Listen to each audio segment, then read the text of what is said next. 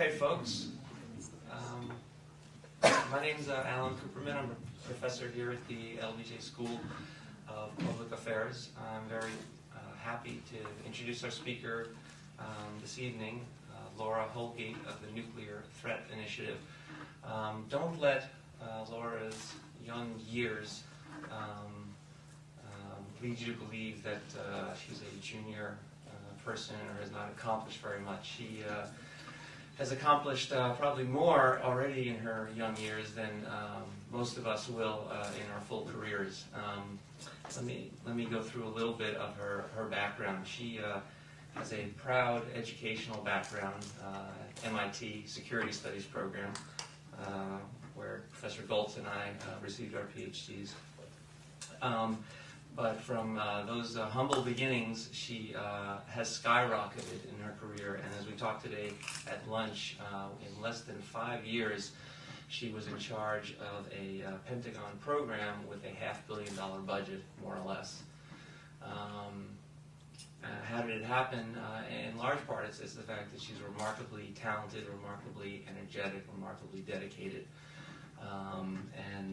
So what was this position? This position was head of the Cooperative Threat Reduction Program at the Pentagon.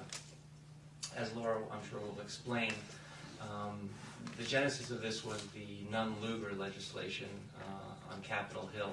At the end of the Cold War, we said, this is fantastic, we've won the Cold War, and then the next beat, we said, uh-oh, what are we going to do with these tens of thousands of nuclear weapons in the former Soviet Union? What are we going to do with the hundreds of tons of bomb-usable fissile material in the Soviet Union? What are we going to do with these thousands of scientists with nuclear expertise in the Soviet Union, et cetera, et cetera?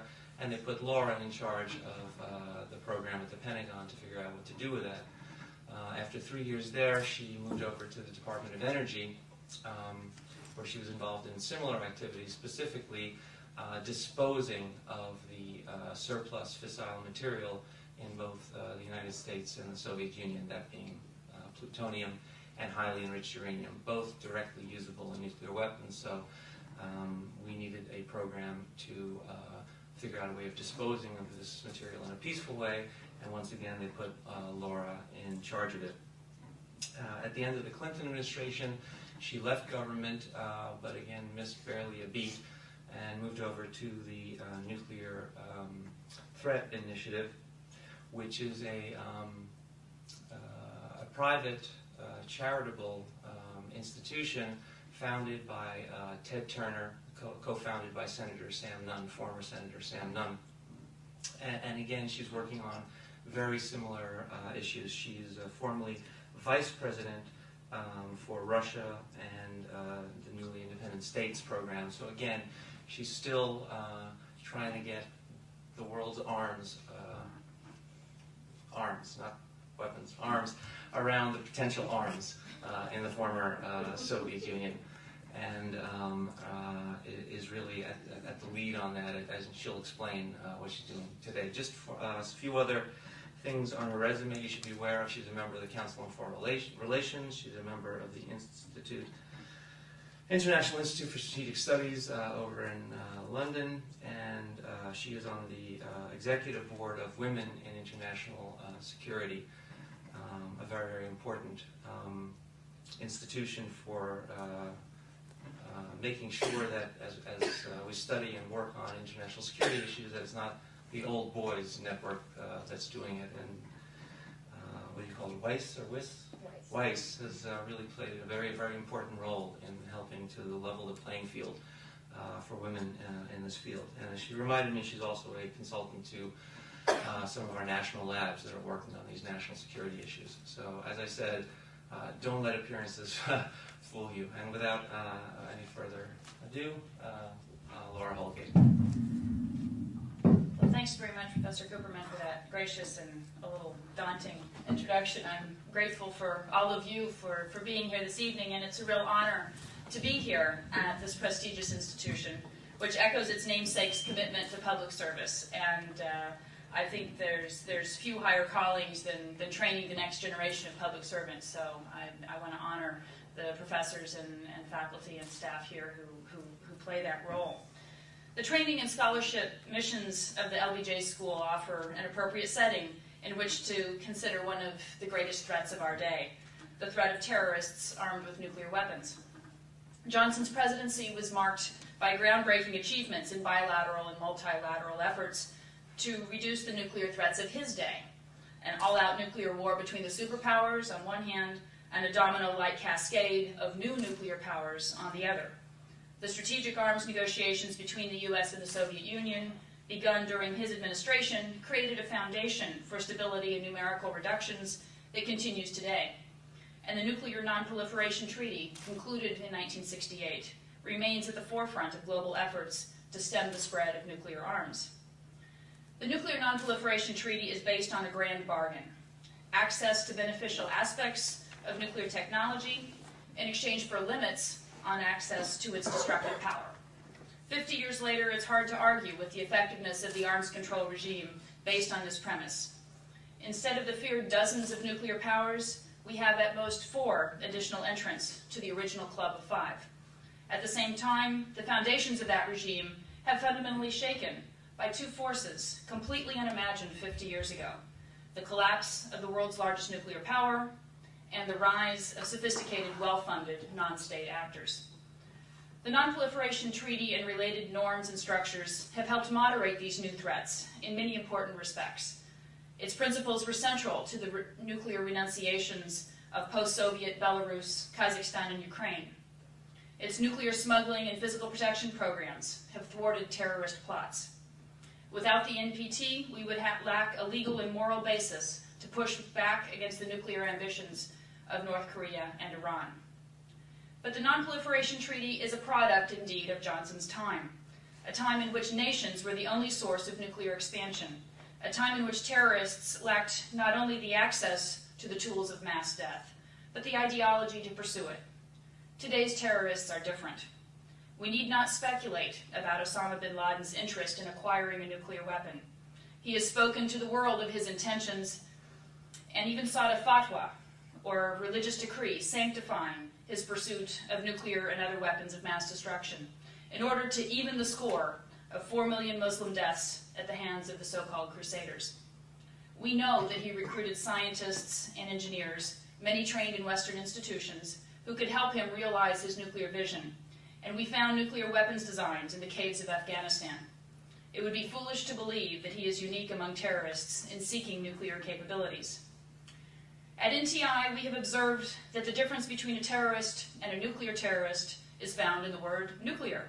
No nuclear material, no nuclear terrorism.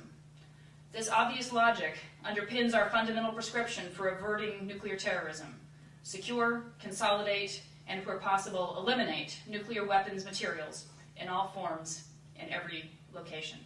We know how to do this. It is affordable and achievable within the next decade, but we have yet to act with the sense of urgency this threat requires, whether out of a misplaced sense of priorities or out of a false perception that this threat is not real. How might a terrorist become a nuclear terrorist? They could steal or acquire a weapon manufactured by a state with a weapons program. Russia has tens of thousands of weapons, including small, portable, and low-tech tactical weapons, none of which are subject to outside accounting. The Beslan tragedy demonstrates the corruption and incompetence that exists in the Russian security services.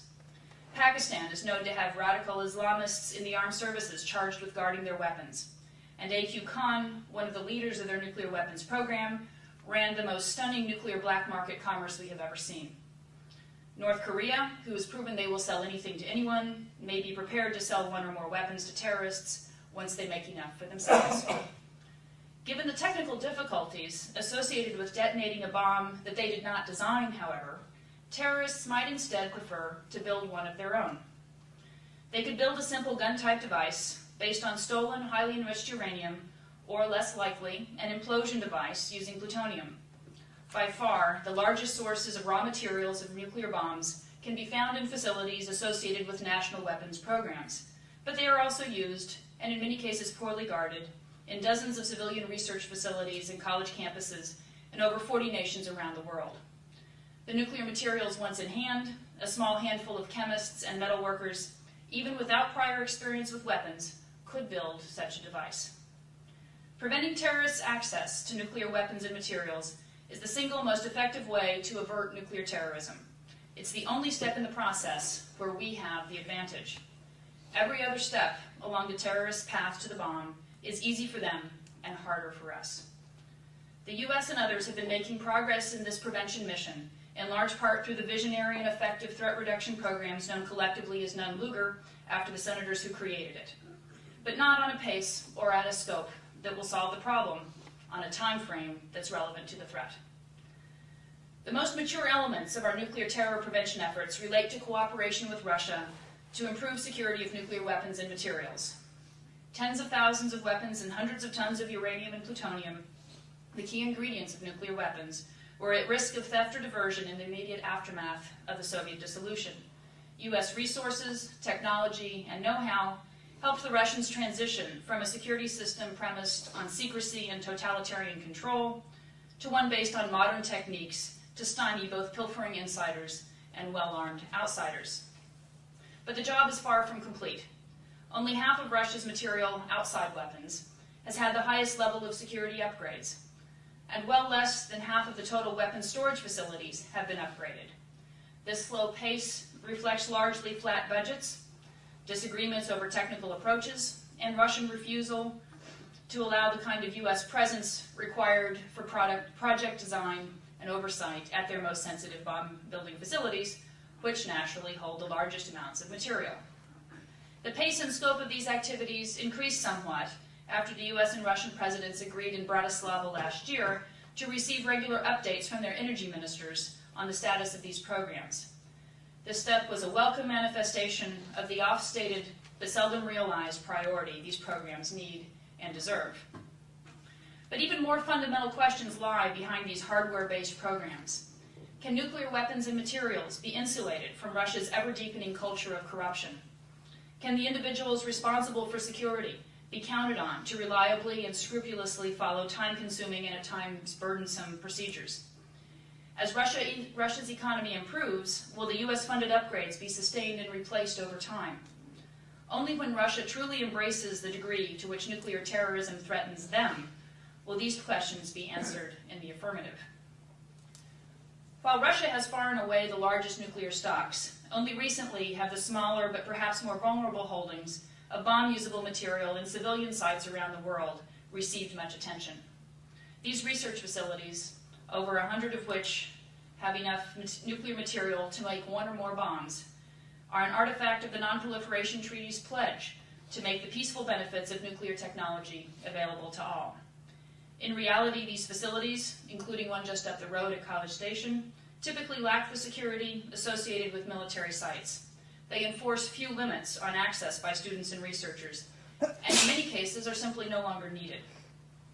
Most civilian research reactors can accomplish their important missions of training nuclear engineers, basic research, and medical isotope production without bomb-usable material, but they have been slow to convert. It was not until 2004 that the U.S. collected a number of uncoordinated and leisurely programs aimed at reducing bomb-usable materials in civilian nuclear research facilities under a single office and raised the priority and funding of these missions. Since then, about a dozen operations have removed dangerous materials from these sites, but dozens more await attention. Inadequate funding, limited staff, and ongoing disputes about the effectiveness of conversion have prevented swifter action on this important risk factor in nuclear terrorism. Shockingly, there is not even a general principle that bomb-usable material ought to be removed from commercial use. And last year, the U.S. Congress weakened our own ability to limit shipments of bomb-grade material to Canada and Europe. In the vast majority of cases, effective and safe alternatives are readily available, and new fuel technologies will make even more conversions possible. In the meantime, security at sites with bomb-usable material must be raised to the levels used for actual weapons. In general, these missions are the responsibilities of government, our government and others around the world. But we have not seen the degree of urgent action necessary to prevent nuclear terrorism, either from the multilateral nuclear nonproliferation regime or from national governments. This disconnect, in part, was what inspired media magnate Ted Turner and former U.S. Senator Sam Nunn to create the Nuclear Threat Initiative in January of 2001. NTI is a nonprofit, non-government organization whose goal is to reduce the global threats from nuclear, biological, and chemical weapons. 5 years after its founding, NTI has proven that our potent combination of analysis, advocacy, and action can spur governments to take these risks more seriously. NTI pursues its goals by serving as a catalyst for new thinking, by encouraging governments to act and transform public policy, and by developing startup, pilot, and model programs that the government and private sector can replicate on a larger scale. NTI fills niches, fills gaps, and leverages resources by taking advantage of our ability to act with greater speed and without the procedural restrictions and policy constraints of government. We do, however, remain exquisitely coordinated and transparent to the governments that we work with to be sure that we are making the best use of all resources.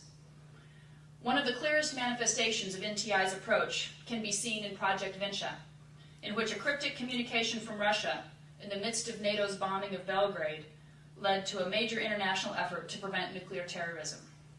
The Vinci story began when Russia gently suggested that the NATO forces take care to avoid a small research institute in the vineyards and orchards outside Belgrade.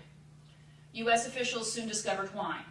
As part of the Soviet contribution to the Atoms for Peace mission in the 1960s, they had helped Tito build a small research reactor and eventually supplied it with weapons-usable, highly enriched uranium fuel. As Yugoslavia and the Soviet Union fell on hard times in the late 1980s, the reactor was shut down, fuel shipments ceased, and spent fuel, intended to be returned to the Soviet Union, instead accumulated in a pool designed for only 1 or 2 years' worth of storage. And so it sat until that Russian warning in 1999. But it was not until Yugoslavia agreed to turn over Slobodan Milosevic to the Hague War Crimes Tribunal in 2001 that the U.S. was able to engage diplomatically. As part of a package of joint projects intended to demonstrate goodwill, U.S. officials proposed removal of the 2.5 bombs worth of fresh fuel stranded at the facility since the 1980s. They were surprised by the reaction of their Yugoslav counterparts, who responded that they weren't really worried about this fresh fuel. It wasn't radioactive, it was being used in some small experiments, and it wasn't really bothering anybody. Their biggest concern was the spent fuel, stored for decades in poor conditions, tons of the stuff, corroding and highly radioactive, an environmental or radiological disaster in the making. The Yugoslavs insisted that any removal of nuclear material must take care of what they saw as the whole problem. But this spent fuel posed no real proliferation threat, and the U.S. programs aimed to address these problems were prohibited from funding environmental cleanup. I received a call a few days later from a State Department colleague who knew of NTI's mission and of our interest in eliminating at-risk nuclear material. She wanted to know if NTI would be willing to commit $5 million towards cleaning up the contaminated spent fuel as part of a package proposal in which the U.S. government would use its resources to remove and destroy the bomb-usable fresh fuel. A few weeks and several trips to Belgrade later, I signed a document with the State Department, the Energy Department, a Russian transportation company, the U.S. Embassy in Belgrade, the International Atomic Energy Agency, the Serbian Ministry of Science, and the Vinci Institute, laying out roles and responsibilities for the fresh fuel removal effort, as well as repackaging and removing the spent fuel. A few weeks later, under cover of darkness, the Serbians and the Russians, with inspectors and observers from the International Atomic Energy Agency and the U.S. Department of Energy, flew the fresh fuel out of Serbia to a secure facility in Russia, where it has since been destroyed. The next day, the Washington Post ran the story of Project Vinci on page 1 above the fold. We rejoiced in a job well done, but then the questions began. Congress wanted to know why Uncle Sam had to turn to Ted Turner to clinch this deal. And neither the State Department nor the Energy Department had any good answers. Others were asking about the fate of material at dozens of similar facilities. Several bills were drafted, hearings were held, budgets and timelines were scrutinized, and ultimately the Department of Energy announced the creation of the Global Threat Reduction Initiative in 2004. This program collected several disparate, uncoordinated, low-priority efforts and gave it a secretarial mandate and $450 million over 10 years, and set ambitious goals to remove unsecure nuclear weapons usable material from 24 high-priority sites by the end of last year. I will point out this deadline they have subsequently missed. While a number of advocates inside and outside the government contributed to the establishment of the Global Threat Reduction Initiative, it's fair to say that NTI's ability to back up its analysis and advocacy with action continues to create added pressure for the government to demonstrate that it was taking this threat seriously. Ultimately, however, governments respond to their people. And this is why NTI has, from its inception, incorporated a strong communications and outreach component. And with the Roscherts in the audience, I have to commend their son Tom for a large contribution to the skillfulness of our public voice, although not this one, tonight anyway. Our website at www.nti.org has become the go-to source for researchers, media, policymakers, and the general public around the world for information about the risks we face and analysis of global efforts to reduce those risks and solutions to proliferation challenges. But we decided we needed to take the story more directly into the public square. So we took an unusual approach. We made a movie. The film, Last Best Chance, is a docudrama based on real-life facts about the threat of nuclear terrorism. It follows terrorist cells as they attempt to assemble nuclear capabilities, and the U.S. and other governments as they attempt to prevent an attack. To give you a taste of this film, I'd like to share a short trailer, if I can make the technology work here. Someone is trying to acquire Russian tactical weapons, short-range battlefield warfare. Sir, Al-Qaeda has computed all the Muslims killed in the past 50 years. They believe they're over 4 million lives. Nukes would be the fastest way to vengeance. As you know, you have hundreds of tons of nuclear materials that are not secure. We don't want spies poking around our facilities. We're not trying to spy the meeting. The tactical nukes we're worried about may come from Russia. There's weapons-usable nuclear material in over 40 countries. The only way to stop them from exploding a nuclear bomb is to keep the components out of their hands. Together, we started trying to lock it down 10 years ago. If we had finished that job, we wouldn't be having this conversation. Don't worry, Charles. We'll find the arms dealer. From what we've seen, it appears to be a simple gun-type bomb, like the one used in Hiroshima. And how could it be transported? Small plane, citation, Lear. Once it's in the country, it could be driven to the target in an SUV.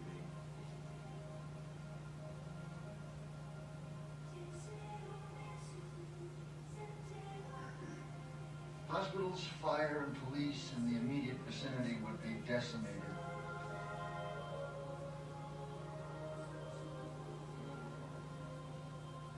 And the bombs are Gone, sir.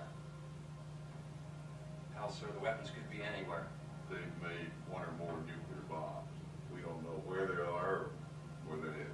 You and I must be in immediate contact at all times. We're the primary target. The anniversary of our bombing Afghanistan is coming up. Tell no one about this until we're sure what's going on. I don't know why the hell we still keep these nuclear weapons on hair-trigger alert. We would be facing widespread panic, mass evacuations, tens of thousands of refugees. So Al-Qaeda is a nuclear power.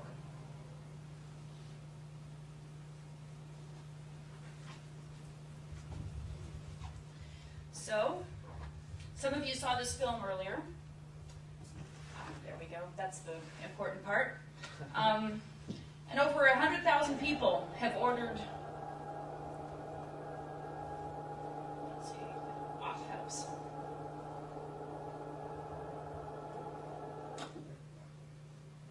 All right. Over 100,000 people have ordered their free copy of the DVD from lastbestchance.org. And some of you may have seen it on HBO, where they aired it last October. They told us they estimated over 1 million viewers.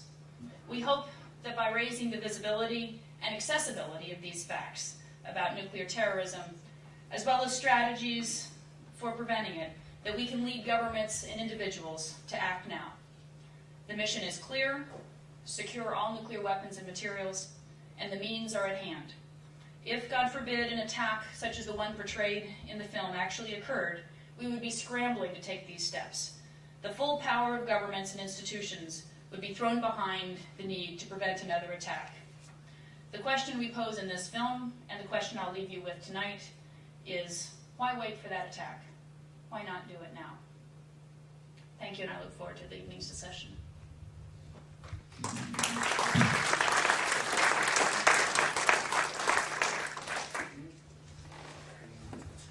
Yeah.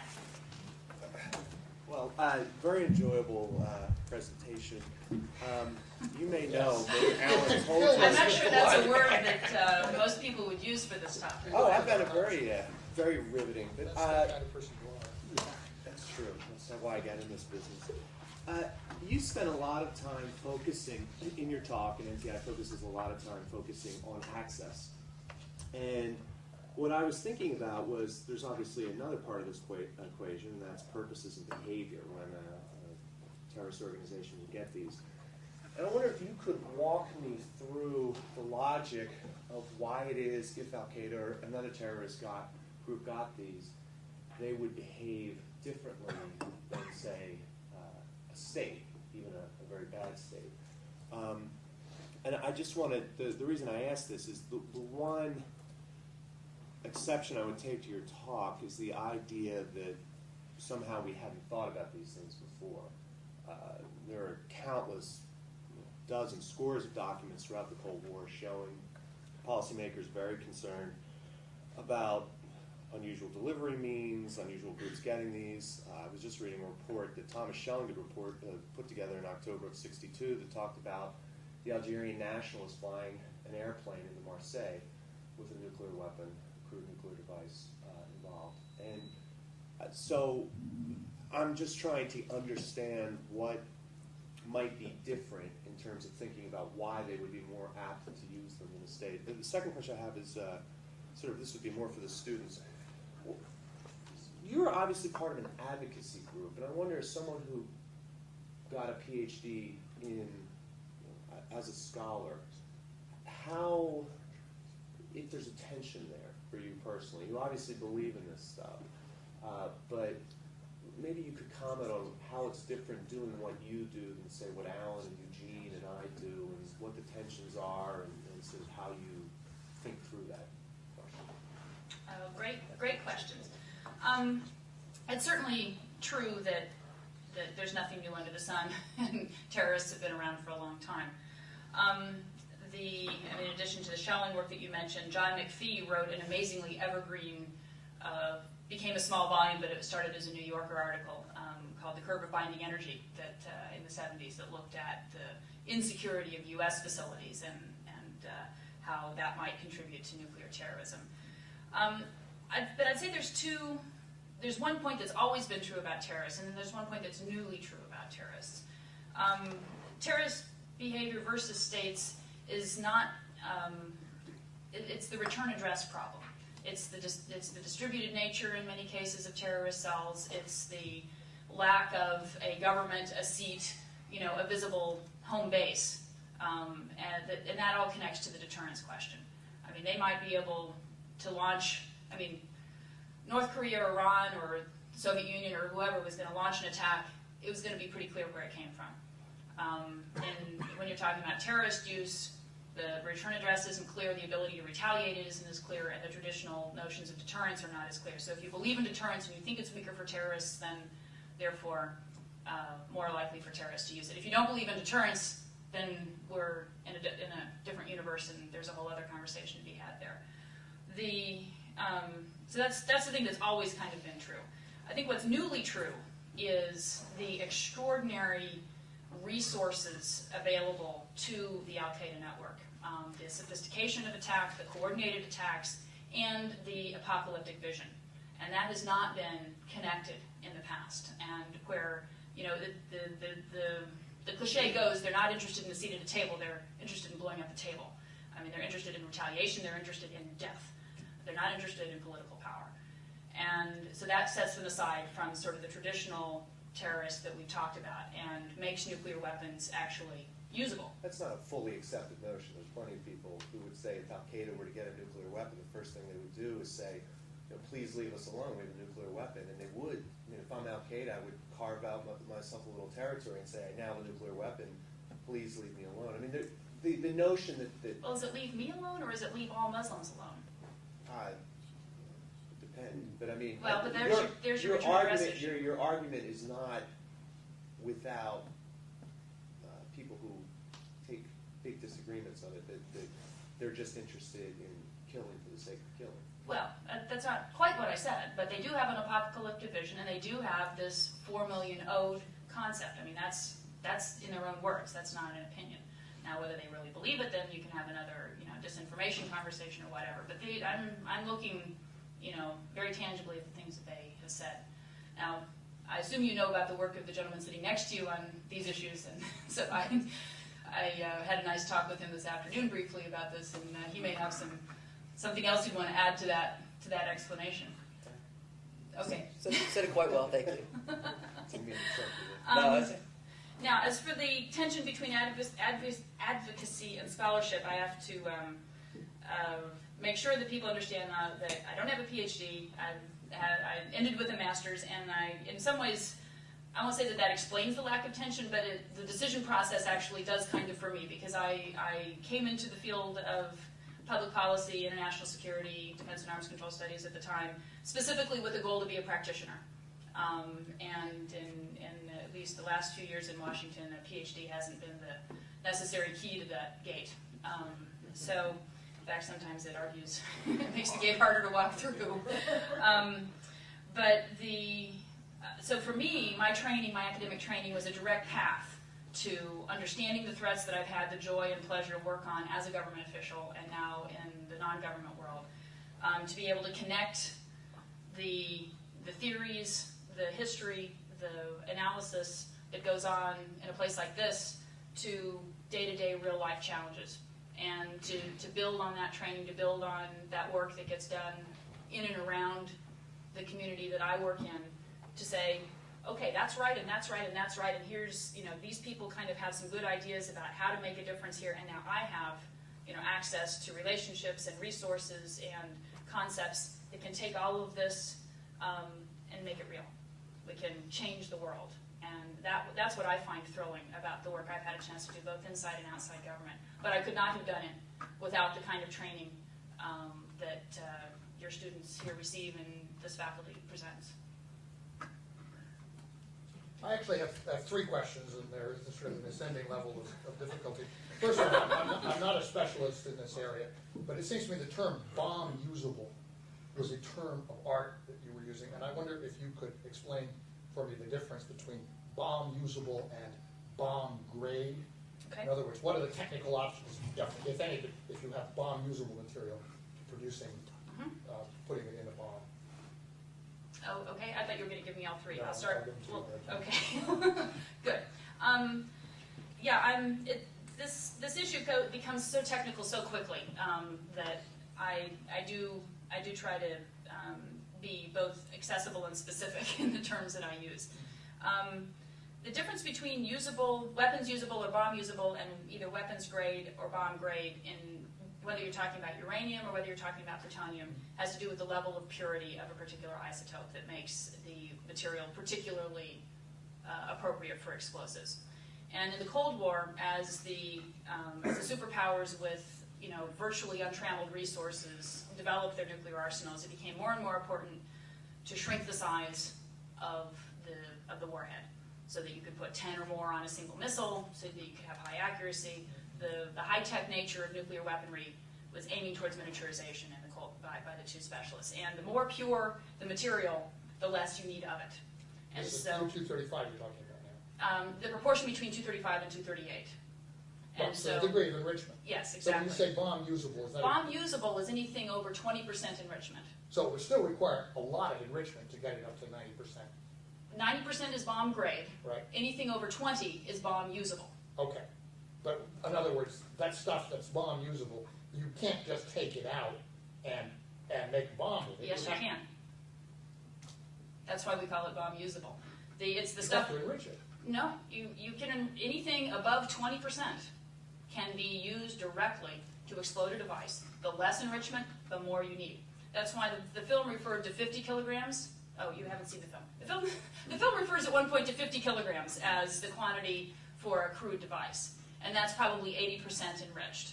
And as you know, the IAEA has an official statement that says you can, in ideal circumstances, you can make a weapon with as little as 25 kilograms, and there's unclassified statements by U.S. officials that says it could be even less. But that's the difference between bomb usable and bomb grade. Is bomb grade, you don't need as much. Bomb usable, you need more, but you can still do it. Okay. Same goes for plutonium. If I could just interject one point. When in the movie, when they say there's these 40 sites, civilian sites that have bomb grade or bomb usable material, they're talking about material that's enriched to 93%, exactly the same as in the U.S. nuclear weapons, and higher enrichment even than the Hiroshima bomb. You're still curve at me. You said the same goes for plutonium. Enrichment issues are Not enrichment issues, but purity issues. Enrichment is just a technique to change I understand. the What relationship. is the purity issue with plutonium? The purity issue has to do with the relationship between, help me out here, the 239 and 240 isotopes. And so the plutonium that comes out of a power reactor, a normal light water reactor, is about 40% of the relevant isotope, whereas the plutonium But that you... regardless, with plutonium, you need an implosion device. You put Exactly. it on, which is another piece of fairly sophisticated engineering. Precisely, which is why I said that the plutonium device was less likely for a terrorist. Okay. Next question. You said early on that there were nuclear weapons designs in those caves in Afghanistan. Mm-hmm. I wonder if you could explain how sophisticated they were. Not very. Meaning, Even less than the one you saw in the little brief clip. so it was just a sketch. It was a sketch. So it's something you might find in a magazine, for example. Yeah. It's not what AQ can provide to live. No. Okay. Okay. The next question is more hypothetical.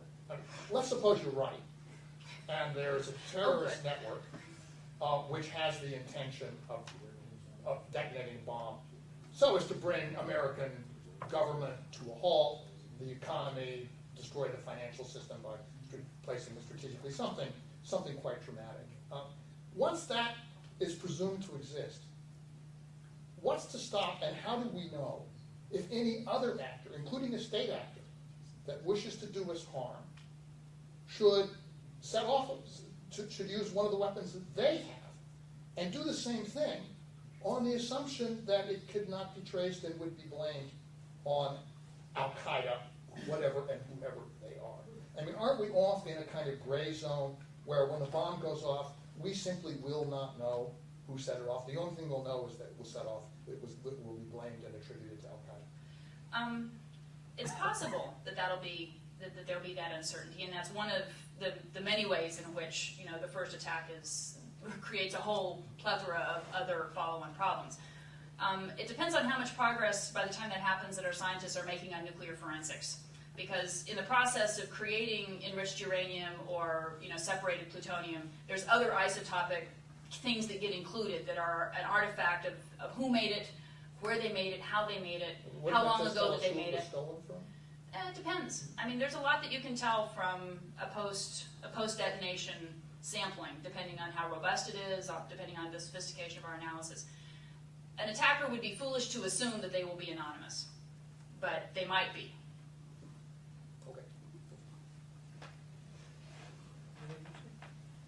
Okay. Well, so I guess I'll try the policy puzzle question, which is this issue of nuclear terrorism and securing nuclear materials is one that, aside from a few odd quirks of people who Alan would say are in the pocket of the nuclear industry or something like that, generates remarkable bipartisan support. Everybody agrees with the goal. Both presidential candidates bitched about this. Everyone, they sort of fell all over themselves to say, vote for me and I'll do it faster than the other guy. Yet, for some reason, implementation is extremely slow. And the explanations that you gave very briefly in your talk, you said flat budgets, disagreements over technological approaches, and then a long sentence that basically was Russian recalcitrance, right? And each of these strikes me as either begging the question or as something which actually doesn't make that much sense. Like, it's not a deep enough explanation. So flat budgets, when leadership agrees about things, they decide how much to spend. The flat budget is the result, not the cause. Disagreements over technological approaches, or technical approaches, I think, I'm not sure what the difference would be, actually strikes me as a benefit rather than a problem, because complicated problems, there's value in a lot of experimentation, particularly with agencies that can promote themselves through success. So the fact that we have 4 different efforts that are all competing under the broad banner of securing nuclear materials, using different negotiations, different techniques, each time one of them figures something out that's good, that's a reason why they should be able to argue to get more money and sort of do better. And this strikes me as the incentive to make things happen fast, not the incentive to make things slow. And then Russian recalcitrance strikes me as the oddest one, in the sense that they're worried about us spying on them.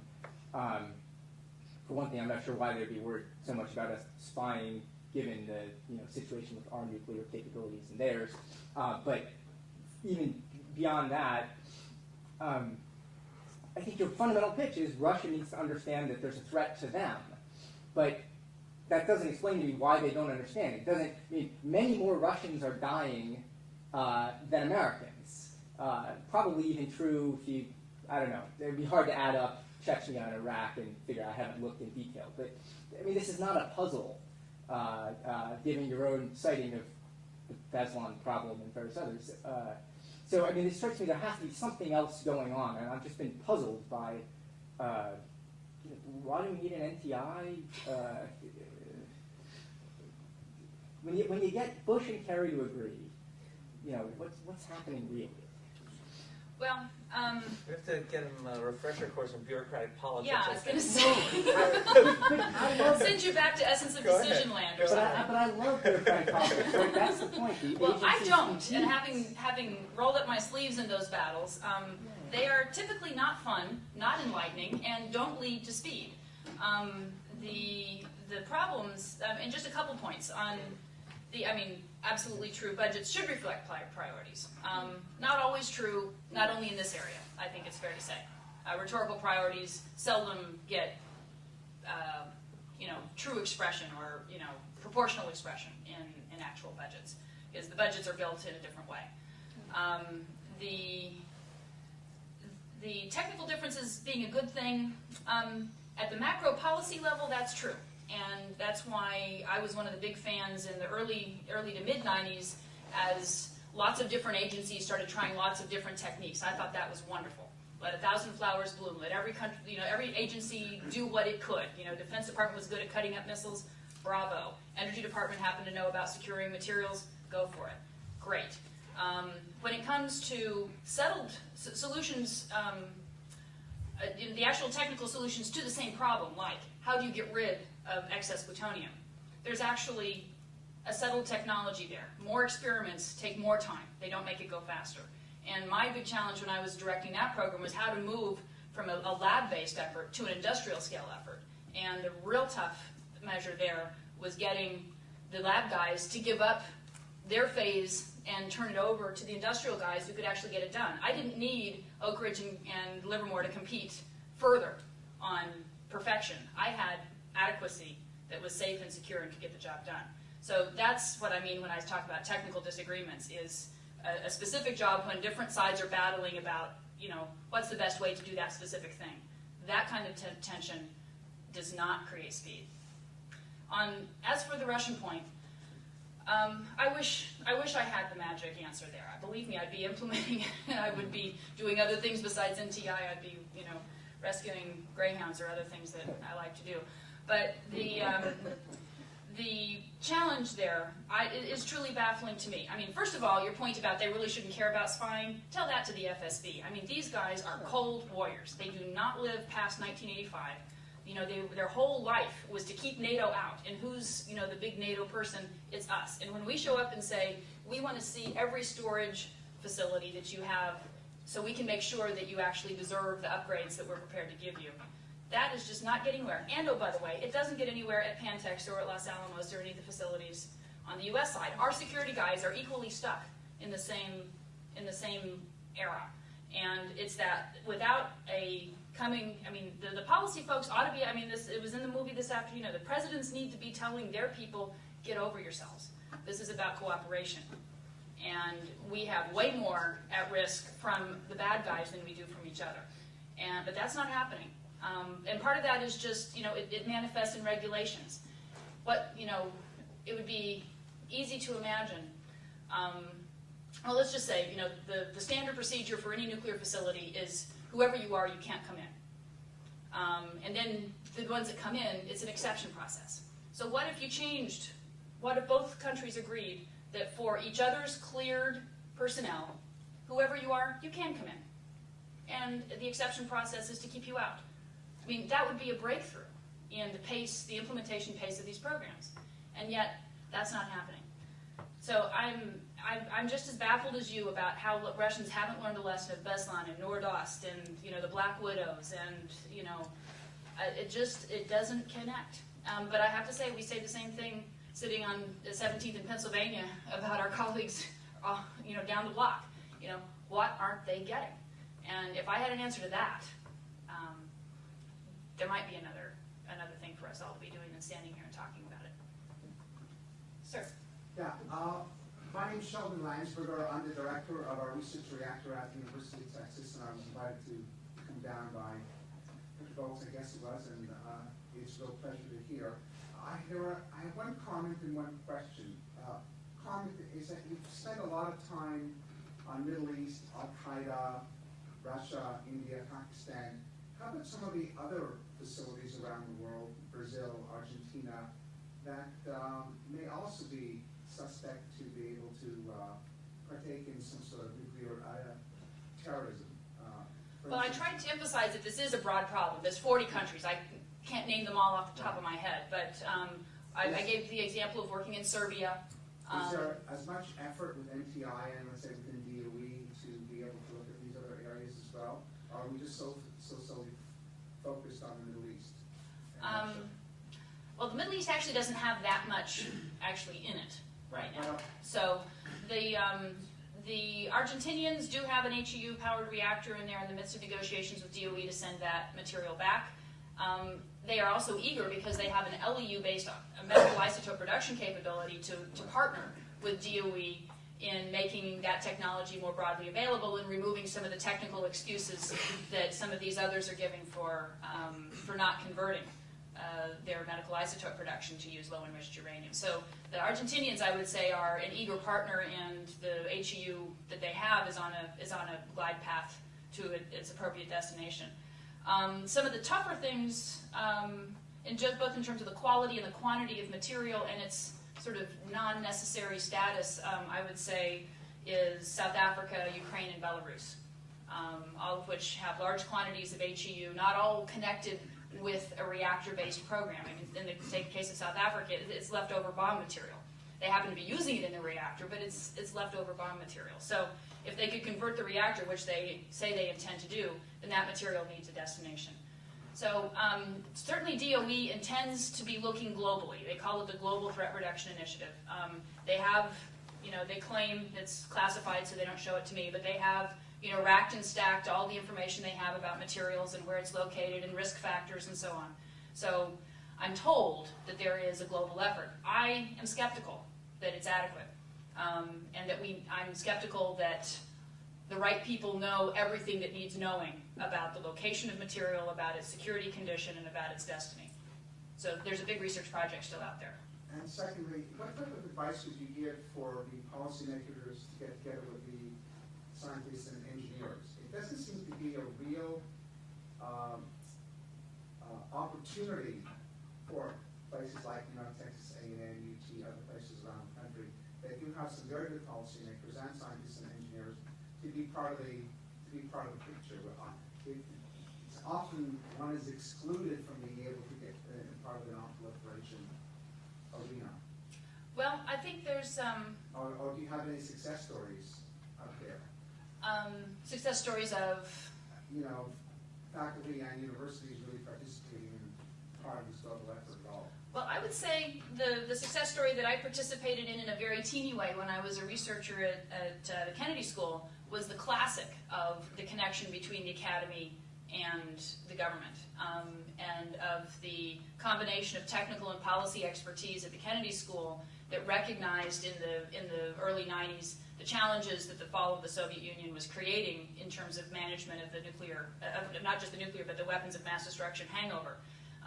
Ash Carter, Graham Allison, Steve Miller, and those folks, who participated in that analysis, connected at just the right moment with the impetus from Senator Nunn and Senator Lugar on the policy perspective, gave them the analysis to back up their instinct and to convince the rest of their congressional colleagues to actually vote serious money for this mission. And so that's one sort of example of the perfect connection there. There may be others, there almost certainly are others, but that's the one that I find most crystallizing. Currently, I think it tends to be more of a serendip than a planned event, and that's probably not a good thing. Serendips are great, but that's not a what's the book title? Hope is not a strategy. It would probably do well, and I certainly know that as a policymaker, I gained immensely from the serendipitous interactions I had with my technical colleagues. And I try to keep myself in that mix in our work at NTI to be sure that we're guided by good technical minds. I think it's difficult for the really senior policymakers to have access to that because they have so much else to do in any given day, and it's very difficult for a technologist who's not used to communicating in that sort of high-stress policy environment to be heard and to communicate effectively. So I think the kind of joint training opportunities that the LBJ school offers here, I just learned last night up the road at College Station that they're creating a new master's program in nonproliferation studies based in their nuclear engineering program department. So those are some great opportunities to cross-train individuals who will then move into the policy world and hopefully bring their technical and their policy backgrounds to connect those better. But there's a lot of improvement that can be done there. Yes, sir. And who are the leaders now that have taken the place of Senators Nunn and Lugar? Who should we be talking to? Well, thank God Lugar's still there, doing his level best. But the challenge for him has always been that he doesn't sit on the committees that actually have purview over these programs because they are managed, the bulk of the resources and personnel are in the Defense Department and the Energy Department, and so the Foreign Services Committee or the Foreign Affairs Committee is not Foreign Relations Committee, has a very kind of long lever to try to affect those debates. On the, Biden weighs in, Levin does what he can on the Senate side. This program has always had problems on the House side, in part because it's named for two senators. So just the intercongressional politics lead to that problem, plus the relatively short term of congressmen as compared with senators leads to a lower emphasis on that side on foreign policy issues. But on the House side, I would single out John Spratt as just an absolute stalwart. The fact that he represents a state with a large nuclear facility from the Department of Energy facility, the fact that he has himself physics training puts him in a very good position to do this. I would say a new voice on the House side is Adam Schiff from California. Again, sits on the Foreign Affairs Committee, so a little bit distant, but very committed to these issues, introduced a lot of legislation, and trying to participate constructively in these debates. But I would say Caltech is in his yes in his district detail, and I think Dick Lugar has been trying to bring Senator Obama. Well, that's an exciting development that they're legislating together. He's brought him on some of his trips, and that may lead to a new voice. But for you all, the most important people are the ones that you vote for. And the way to let them know that you care is to inform yourselves of what their votes are on these issues. Let them know you either support or don't support. If they're voting the right way, let them know. These are the congressional support for this stuff is a mile wide and an inch deep. This is never something that people are willing to really trade, with a couple of the exceptions I mentioned, really do hard horse trading over. And it's not something that they feel support from their constituencies. It's something they know is good, but it's not something they think wins votes at home. If it wins your vote, let your guys know. Yeah? I guess that the organization would oppose breeder reactor programs and international transshipments of processing. If that's the case, do you have any policy prescriptions for that? NTI has a neutral stance on nuclear power, so I'm not going to say that we oppose anything in particular. I mean, anything in general. There are particular implementations that are going to be more dangerous than others. I would worry very much about breeder reactors in countries that don't already have a nuclear arsenal, for example. And I am concerned about Russia's statements about sharing that technology overseas. And clearly, transportation is a vulnerable point in any part of the nuclear life cycle. And so, to the degree that that's required, it needs to be handled. Treat weapons usable material as if it's a weapon. And when I was running the plutonium disposition program, and we were talking about shipping fresh mixed oxide fuel, it was going to be under a regime where it was exactly the same trucks, exactly the same guards that move our weapons around our country now. So I think there are ways to manage those risks, and they have to be balanced against whatever benefits are gained from the transshipment that goes along. So it depends on the instance. Yeah. I hate to dive into the bureaucracy, but could you say a little more about the sort of, if you will, the wiring diagram? Are we effective in how we're getting organized on these issues now? My sense is they're actually getting diluted as we go along. For example, DHS now supposedly has a big role in nuclear on the detection side. And at least to the extent I know about what's going on in DOE, I see really good experts leaving that and a real dilution. But specifically on your area of control of the materials, which I happen to agree on, is absolutely key to this. Are we wiring the diagram right now? Well, I'm always skeptical of reorganizations. I'm not saying that. Can you identify clear responsibility for people who have this job to do? No.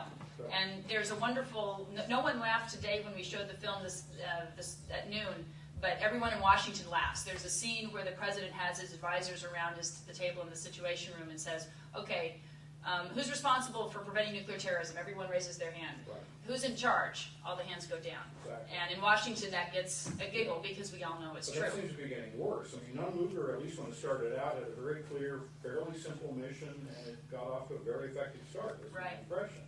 And is that being diluted now?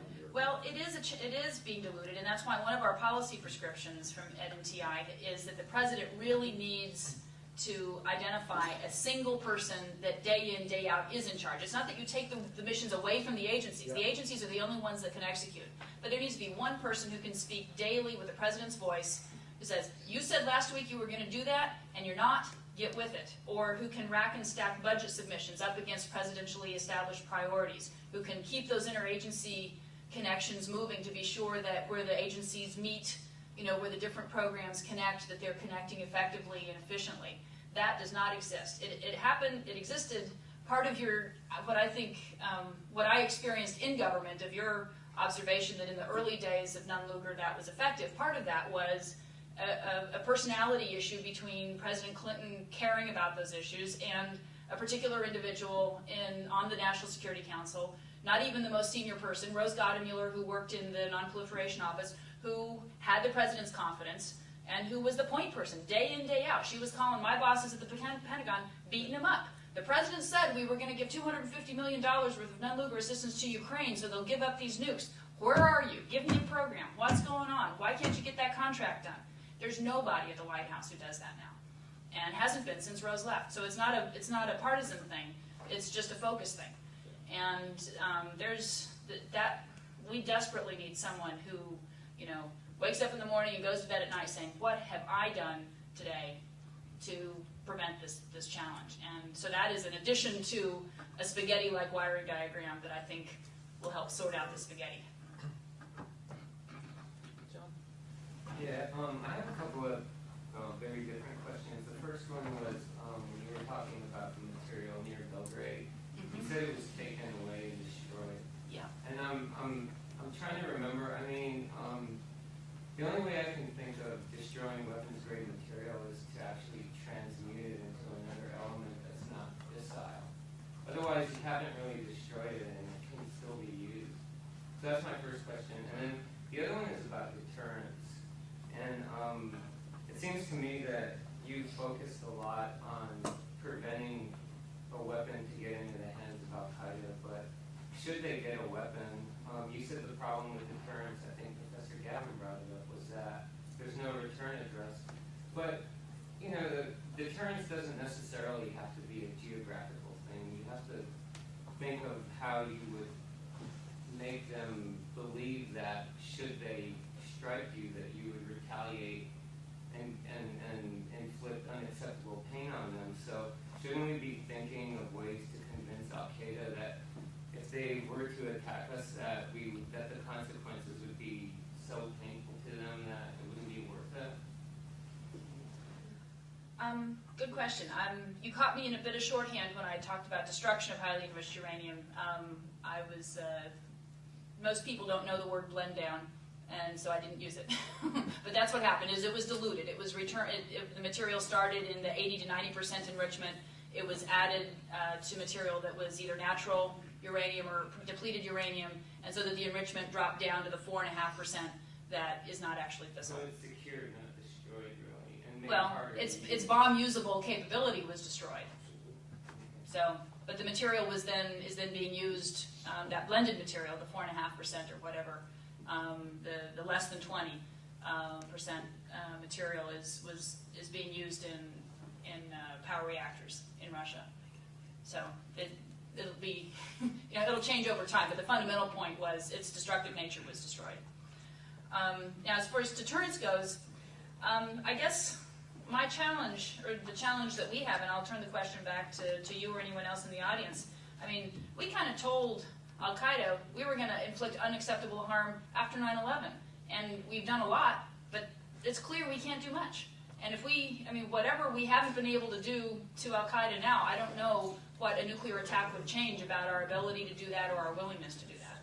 So I'll turn the question back around and say, can you think of things that we can actually do, as opposed to claim we can do, that would in fact have a deterrent effect on a dispersed, suicidal, landless institution. I can't even call it an institution, a landless, loose network. I can't come up with a lot. I can, but it's unacceptable. I happen to think that Al-Qaeda gets a lot of its support from state governments, in one way or the other.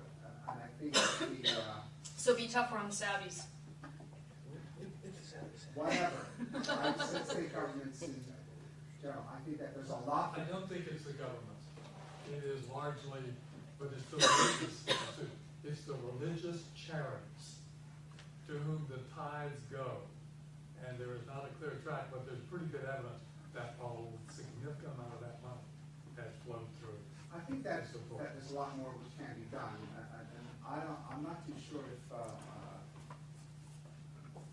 using bombs and nuclear weapons is the actual way to go. But I think that there's a lot more that could be done collectively. Well, I certainly agree that Al-Qaeda is not a nuclear target-rich environment, for sure.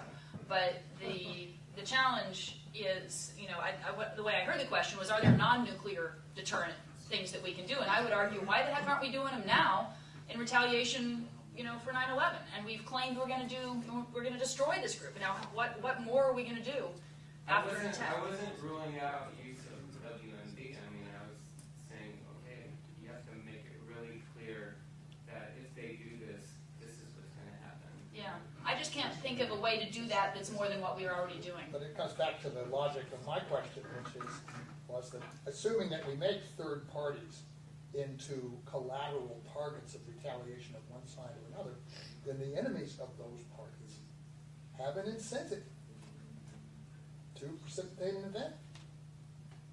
And we will not know if an event happens who actually precipitated it, because the origins will be concealed. Well, so we potentially set up, just as a logical matter, a very dangerous incentive structure in the world when we go about making threats that if something happens to us, the origins of which are extremely unclear, we will take some definite moves. Well, that comes back to our point, is that prevention is the only answer. Retaliation, deterrence, these are all very different when you're talking about the kind of groups we're talking about here. Yeah. The movie stated that Al-Qaeda has been seeking nuclear capability since 1993. Mm-hmm. What do you think has been their obstacle to success in 13 plus years? Well, first of all, we don't actually know that they haven't been successful. There's the good news is that there's a very low data set on intercepted nuclear smuggling of bomb-quality material, bomb-usable material. And fortunately, so far, all of those interceptions are of less quantity than you would need of that material to actually do a bomb. But we were talking about this a little bit at lunch today. What I suspect is more likely, and this is just a personal suspicion, I have no data on this, is that the professionals, the people that have been intercepted are amateur pilferers by and large. They're not connected to any actual smuggling or trafficking or other networks that are actually capable of moving stuff securely across borders.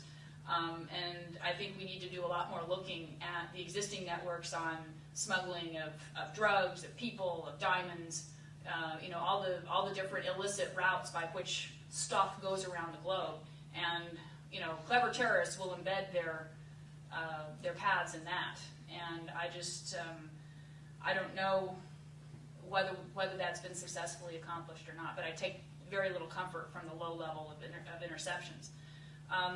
But I also think, that we have been working on this for the last decade and a half. There is an improvement. It's not like nothing's been done. So I would say that's another piece of the answer. But this is the question I get all the time, and I don't have a great answer for the why haven't we seen it yet. But that doesn't mean we won't see it tomorrow. Laura, I have a couple questions if I can use my seat here. And they're very, very different. The first one has to do with the role of NTI really in foreign policy and international relations, and how it differs from traditional analyses of international relations and foreign policy, and what the implications are. So you recall, you at some point took a course on theories of international relations, and it was all about states interacting with each other. And then about 20 years ago, we started to get the rise of these non-governmental organizations. We started to theorize about them, but the main impact of those groups was sort of the power of public opinion, naming and shaming, mobilizing voters who could then, through the election ballot, influence their legislators and government officials to take certain policy actions. But what you folks are doing is something entirely different. And the only analogy I can think of is what the Nature Conservancy does, which is to say, rather than have this land, pristine land, start to be developed, we're going to buy it and lock it up forever. And essentially, that's analogous to what you folks are doing. And I'm wondering a couple of things. One, what steps do you take to ensure, since all money is fungible, that you're actually making a difference, that you're not just paying for something that the government eventually would have paid for, and so the government pays for something else? And so how do you make sure you're actually making a difference? And number two, assuming you think you are doing that, and I do think you're doing that, I think you folks have made a difference, is this a model, right? Is this a model, and will it be emulated? Should it be emulated? So that's the first question. I know it's a very big question, but... Okay. Well, it's been a long time since I sat in an international theory class, so my lingo is rusty. But to your very specific questions on how to ensure we're making a difference, part of that is just in our implementation approach. One example I didn't mention in my talk is a project we've been cooperating on with Kazakhstan, and where there was 3 tons of highly enriched uranium, bomb usable, but on the low end of the enrichment scale. So it's not as scary as it thinks. It was in the 30-ish%. And a sophisticated terrorist could make a bomb with that, but it would take a lot of it. Anyway, this material, it was in fresh fuel, it wasn't very radioactive, was sitting on the Caspian Sea at a breeder reactor that was in the process of being decommissioned. And somehow had been neglected by the U.S. government programs to deal with that. And we raised it with our DOE colleagues. They said, not so concerned. Raised it with the Kazakhstanis. They say, well, we see the value in that material if we can blend it down, but we're not sure we have enough resources to actually move it across the country to the place we want to blend it down. And so we ended up in a contract where we went halvesies with the Kazakhstani nuclear industry to actually securely transport the material from the Caspian Sea to a facility in northeast Kazakhstan at the Ulba metallurgical plant. We worked with them to install glove boxes to create an actual blend down line to manage that material. And we learned just last month that all 3 tons have now been destroyed, blended down, and will be used as a commodity and sold by the Kazakhstanis. So how do we know we're making a difference? Well, we knew from DOE that they weren't planning to put it in their budget, so eventually getting around to it really wasn't on. And if a big part of our mission is that eventually isn't soon enough, so even if they would eventually get around to it, for us to do it now is actually worth it. And then just the way we built the contract was that we only paid for activities once it was confirmed that they were completed. Once we had, a sign-off from the local regulator, once we had a blessing from the IAEA that a safeguards milestone had been passed. And so we build our implementation products to the point that we know that the things that we are paying for have in fact been done, and that we can provide that payment with, knowing that it accomplished what it was intended to. So that's both kind of a big picture and a small picture answer to your question. Should we have other NGOs that are conducting foreign policy? Absolutely, but we don't conduct foreign policy. But you do. We implement foreign policy. But the reason we are successful is that transparency. Everything we do, we tell the government about. It doesn't mean we go Mother May I. It doesn't mean we go, and ask permission from everybody. But we keep our colleagues informed, and in fact, I can't do my job if I'm not in roughly weekly contact with someone or another in one of the federal agencies that is also working in this same area. And so in some ways, the reason this works is because most of us at NTI came out of federal positions. We have these relationships. We're known quantities, not only in the U.S. government, but overseas. So people kind of start out with an acceptable understanding. And there have been times when the government has said, if you got involved in that, it could really mess things up. And so we've stepped back and not gotten involved. And so I think we built a trust relationship to the point that there are things that Russia is interested in doing with us because we are not it doesn't require as much sort of formality as working with the U.S. government does. And so we're able to actually do things with them that are not on the agenda, not available for the formal bilateral agenda. But there again, even in those cases, we keep the U.S. government informed. So I think there is room for more models like this. I think it's a mixture of the effectiveness, of the transparency, and of the relationships that go into that. And I think with those, there's a lot of other combinations besides what we've put together that can have that effect. I'll defer on my second question because I think we had some back there. I think Ian in the back, Okay. and then we'll. Thank you. My question relates to Dr. Kuperman's question, and it's to the resource question, which is that you guys are basically using money to accomplish your tasks, locking stuff down, which obviously not really a whole lot of other ways to do it. But my question is, what efforts are you doing to tap into the other potential victims of a nuclear weapon used by a terrorist group? Obviously, Europe has been the recipient of the most recent attacks. What could they do to chip in on the financial side? That's a great question, and that's a whole set of discussions that I didn't have time to get into tonight. That I'm glad you gave me the opening. One of the things that we realized very early on in the creation of NTI was the degree to which this threat is in fact global, and it requires a global response. And in May of 2002, we hosted a conference in Moscow that called for the creation of a global coalition against catastrophic terror. Our NTI's board of directors represents, I think, 9 or 10 different countries, and so we kind of began with our own home team and then augmented that with representatives from other countries. U.S. and Russia, we believe, are the critical nucleus of that global coalition, but it really needs the efforts of all. And we were kind of amazed to find later that year at the G8 summit in Kananaskis that here came something called the G8 Global Partnership Against Weapons and Materials of Mass Destruction, and they had these goals. We said, my God, did we have a spy we didn't even know about writing the agenda of the G8? I mean, this was perfect. It was the right agenda, it was the right message, it was the right rhetoric, and it included money, which was the most important thing. I have been involved in my entire federal career trying to get, improved burden sharing, if you will, to use an old IR phrase, among our allies on this mission. And I used to go to NATO and brief everyone on what we were doing in Nunn-Lugar and encourage them, tell them, here's some spots where we could use your help. And I didn't get very far. Well, John Bolton, in this case, was extraordinarily effective and got the rest of the world to increase their annual contribution 100-fold.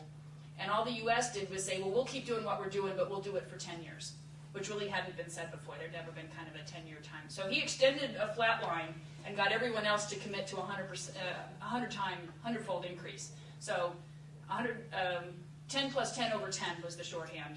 10 billion from the U.S. over 10, plus 10 billion from the rest of the G8 over 10 years. Sad to say, very little of that European side of the pledge has been manifested in actual projects. We're about to declare the Global Partnership a failure at NTI. And we're just very frustrated that wonderful starting point has not been, the priority of it has not been maintained over G8 summits, and it's simply been a problem. Now, I see we have Dean Steinberg here who knows a thing or two about G8 summits, so he might have some insights into how to keep momentum, because every summit wants to have its own initiative. And it's hard to keep your eye on the old ones. So I would hate to not have you give a chance to jump in on this. I think that's right. I mean, the problem, the good news about G8 summits is you have the attention of the heads of state and government, and so they can make things happen and break through bureaucracies that resist these things. And clearly on the European side, the bureaucracies weren't interested, so you get this political commitment. But then there's no mechanism to allow for follow-through. The few successes that we've had out of G8 is when we found ways to institutionalize the results, like the Leon Group, like the Financial Action Task Force. We've actually created a mechanism that follows it through, where there's an institutional group of people who have a commitment to it, and then they have influence over their own domestic bureaucracies. My sense is that didn't happen here, and that's why it hasn't. No, it's been informally coordinated and so on. I also have a theory that you're the only person I've had a chance to try it out on, and that is that the G8 community, the sort of core group of the G8, is fundamentally about economics. And that's not a community that engages easily with the national security missions. Not true anymore. I mean, that really has changed dramatically. If you look at who the Sherpas are now, a few of them have economic portfolios, but almost all of them now are in the national security or advisor to the head of state and government role. You have in Canada, it's a deputy foreign minister. On the British side, it goes back and forth a little bit, but there's strong ties to the national security side. On the French side, very much strong ties to the national security side. So I think that has ceased to be true, mostly because what has happened, in fact, is the finance ministers don't want the heads of state and government messing around on their stuff. And so you have a separate G7 process that deals with the economic issues. So they're happy to cede the territory to the national security mission. Interesting. I think there's time for one last question. Yeah, and I want to get Mr. Rochert for sure. Thank you. First, you can get all the sous you want from France nowadays with the euro, but my question, you had mentioned a number of hands-on things, particularly the joint venture in Kazakhstan. How do you finance those? Well, St. Ted and increasingly St. Warren. NTI, I mean, that's what makes, that is really what sets us apart from the rest of the chattering class in Washington, is that we do have money to put where our mouth is. When NTI was stood up, it was with a pledge of $250 million from Mr. Turner. We were all kind of shocked to find out 18 months later that wasn't $250 million in cash, it was $250 million in AOL stock. And if any of you were holding that in 2002, you know what that did. So in the end, his contribution will be on the order of $75 million. That's still far and away more resources than any similar organization dedicated to this mission has. He was joined in his philanthropy a couple years ago by Warren Buffett. who, as an insurance man, kind of gets the impact. He has a long affiliation and association with Sam Nunn, and while he was initially skeptical about whether anyone outside of government could make a difference, things like Project Vinci helped convince him that, in fact, there was something worth doing in the non-government realm, and he became convinced that Sam Nunn and some of the people that he picked would be worth his philanthropy. If you know anything about Mr. Buffett's philanthropy, he had said years ago that he found it distracting to try to make money with one hand and give it away with the other, and so he was going to focus on the making part, and he's going to let his kids give it away. So he actually does very little day-to-day, real-time philanthropy. And for him to take the 8-figure step he took to support us was quite extraordinary, and we're quite grateful. But we are running out of those resources. I mean, the kind of level of effort I've talked about here is not cheap, and so we are. In fact, I was supposed to have a meeting with our VP for development this morning with someone in town who was frightened by the rain and chose not to come out. But we are working to rebuild our resources. These significant resources we don't treat as an endowment. This is sinking funds. I mean, this is how we run our day-to-day job. That's how I get to have $20 million worth of projects underway. And so we need more. And so if you know of people who are able to contribute, we are definitely in the market for that.